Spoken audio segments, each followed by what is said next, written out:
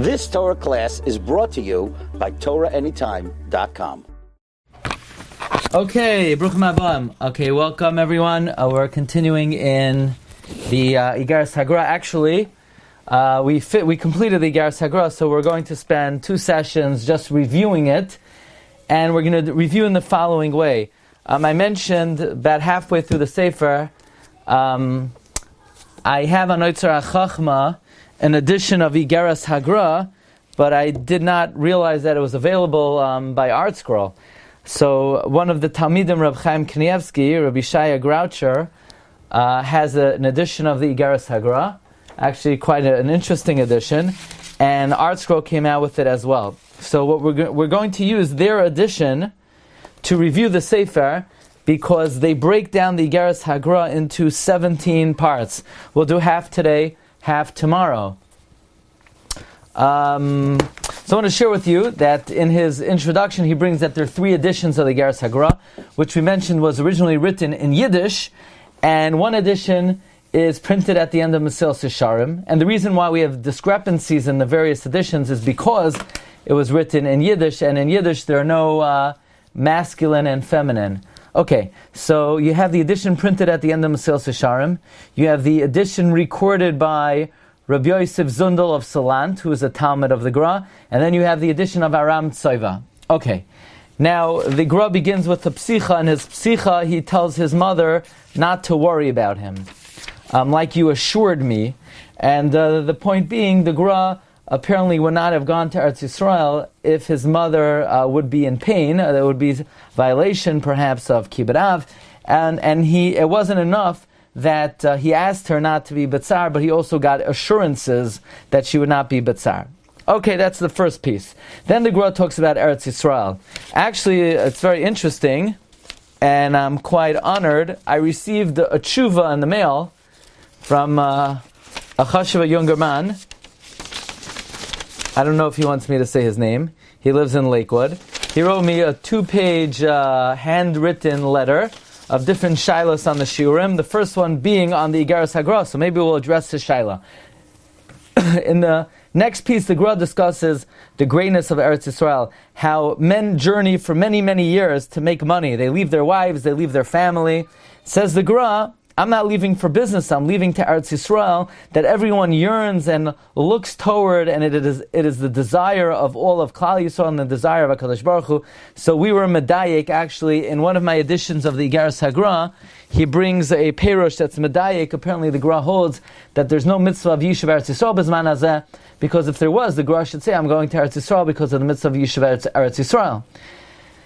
Apparently, it's not a mitzvah. It's only a maila. It's only a makam of ruchnias, a makam of devekos. But then this younger man asked that the Rav Micha Yehuda Lefkowitz, in his edition of the Iggeres HaGra, writes that the Gra mentions, "I know I left my children here. How could the Gra leave his children?" He apparently felt that his wife and mother-in-law and mother would do a good job raising the kids.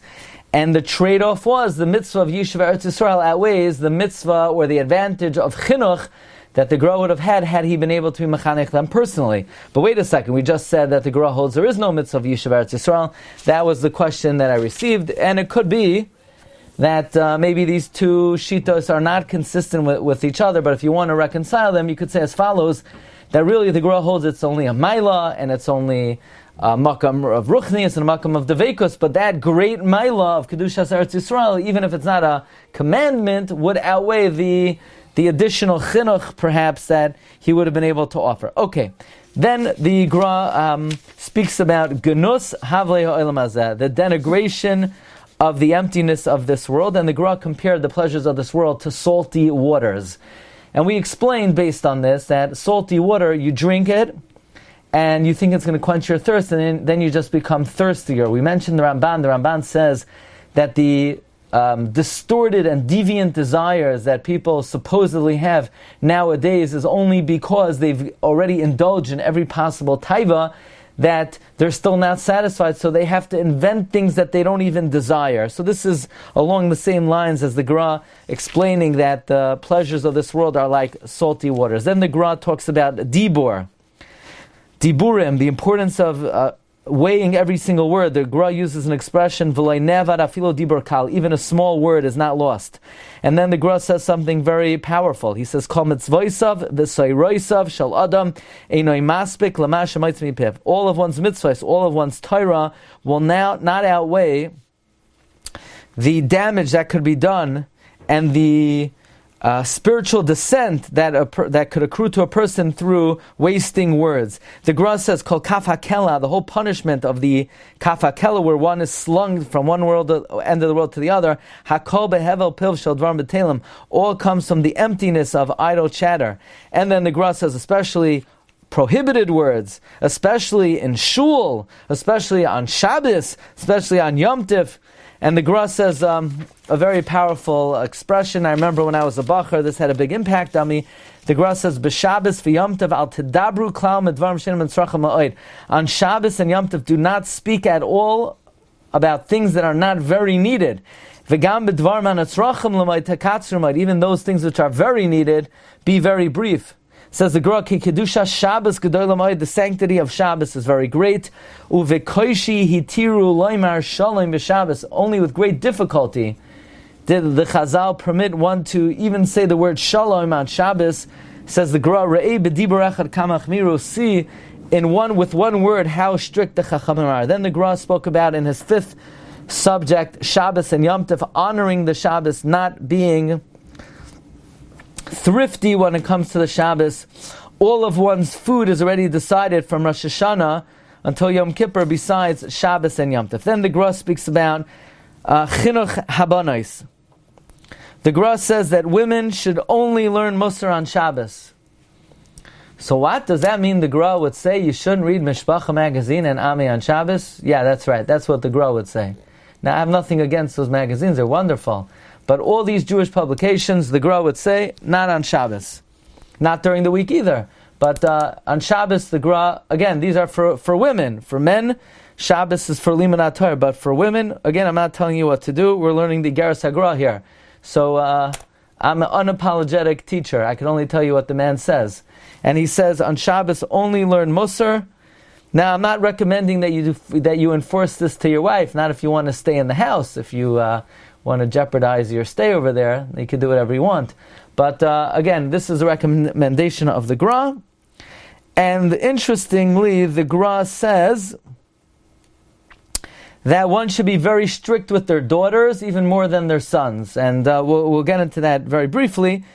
And the Gra also says a very frightening thing. And the Gra says that heaven forbid, if a person's children do not act properly, the father and mother are very much accountable. And even if a parent was very on top of the chinuch of their children and the child did not follow suit, it is a tremendous source of tsar and bizayon in the next world. We did mention, and just for the sake of truth, in the Art Scroll edition, which is supposed to be the English edition of Rav Groucher's edition on Iggeres HaGra, they do not bring this, probably because this is a little bit too tough to swallow. But Reb Chaim Kanievsky was asked, well, what if a parent did every possible thing in their capacity? And Reb Chaim said the parent is still accountable because it's the parent's job to incessantly pray for the spiritual welfare of their child. Again, it's something to bear in mind. It is a responsibility of a parent to put in effort in praying for their children. Okay, then the Gra talks about chinuch habanim. Now in chinuch habanim, the Gra sort of is carrying a different tune. 3 times the Gra says that one has to be gentle with their sons. The way we explained it is the way the Gra himself says, is that because learning Torah is only integrated in a person's heart with a gentle approach, and since when it comes to boys, you have to teach them Torah, then you can't apply the same method as for girls. The Gra does say a very interesting thing regarding support and hiring malamdim to learn with one's sons.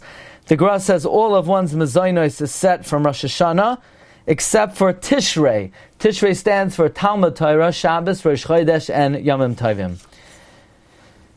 Okay, and then offering number 8 of the Gra, Simas Leiv L'chaye Netzach, paying attention to eternal life, focus on the afterlife. afterlife. Many people, the Gra says, are very overly concerned.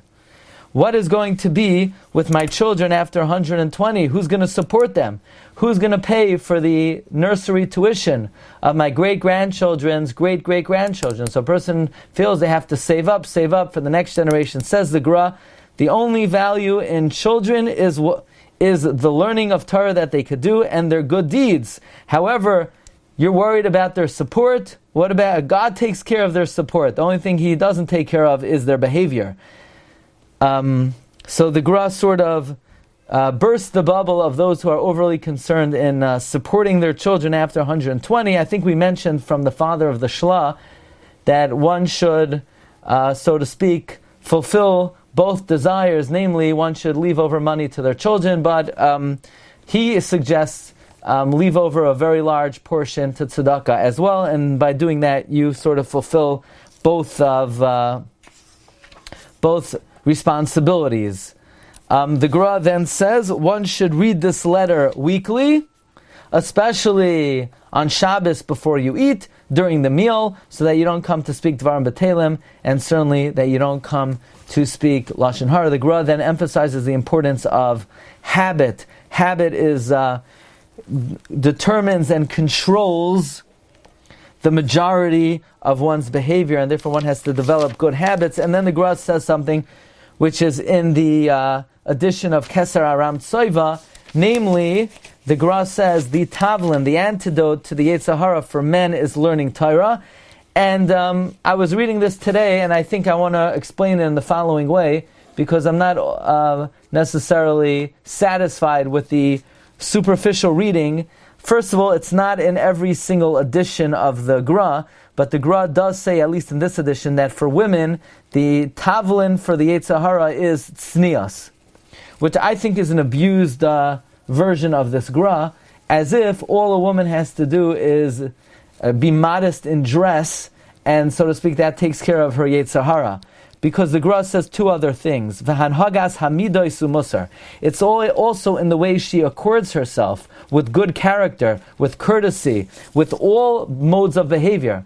Meaning like this, Rabbi Yisrael Salanter was mechadesh, that not Torah in general is the antidote to the Yetzer Hara, but more specifically, the learning of Musar, which is a branch of Torah, and the acting with midos toivos, whether it's humility, whether it's chesed, whether it's not being jealous, whether it's having an ayin toiva, all of this comes under the rubric of midos and musar. So I don't think it's only modest dress, which is a woman's antidote to the Yetzer Hara, but it's an all-encompassing Torah. The Torah that applies to a woman, namely her entire mode of behavior, is the proper mode of behavior, is the antidote for the Yetzer Hara.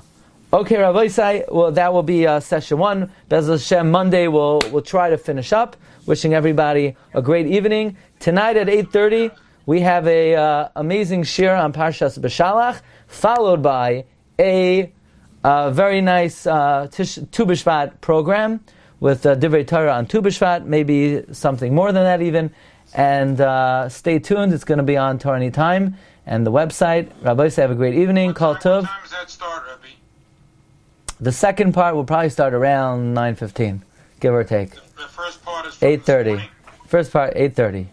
Yeah. Kol Tov. 5:30 is a little bit early for the by Monday. By the time we finish Mincha Marv, people just barely getting home at that time. All right, we'll have to see. We'll see. I think we should move it up to at least 15 minutes. You've just experienced another Torah class brought to you by TorahAnytime.com.